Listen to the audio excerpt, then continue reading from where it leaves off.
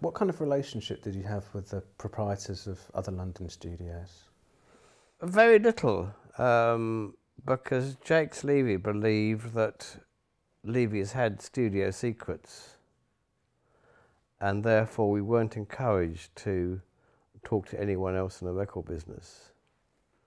I used to irritate him by going to IBC open days. They would have an open day every year. I mean, generally for the public, but you know, everyone was invited, which is how I first met the likes of Ian Levine, Alan Stagg. Alan Stagg, a fantastic man, absolutely fantastic. Opposite to Jakes Levy, he still does. He's still alive, bless him, as you know. He's always open, you know, ask him a question. I remember he invited me to come and watch the first stereo recording he did at IBC. It was a demo for Pi Records, and I didn't know much about stereo at that time. But even though he'd had to set the control room up in his office because the control room wasn't geared for stereo. So they'd built a portable desk, which he had in his office with 2 speakers and an Ampex 350, I suppose. And he would take time. You know, he'd stop after a break, instead of starting again, he'd say, "Got any questions, Geoffrey?" "Yes." "Why have you put that microphone there?" And he'd just spend 5 minutes talking to me about it.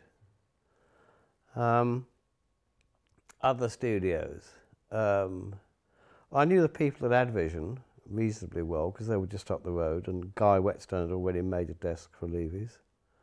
Very friendly with chief engineer at Star Sound. Star Sound, I think, had been going since before the Second World War, and they were jobbing studio. It doesn't matter what you wanted to record, you just go there and record it. And Star Sound did a lot of radio shows because they had a very big studio and 100 seats, so they would do, I don't know, the radio version of Question Time or whatever it was there and that sort of thing. I spent a lot of time with Angus Mackenzie in the old Olympic. Again, he was great. And I think it was about the 2nd or 3rd visit before I realised he was blind. You know, he'd say, "Well, this is he would say, "Well, this is how the bass works on the drums," and he'd immediately go to that knob.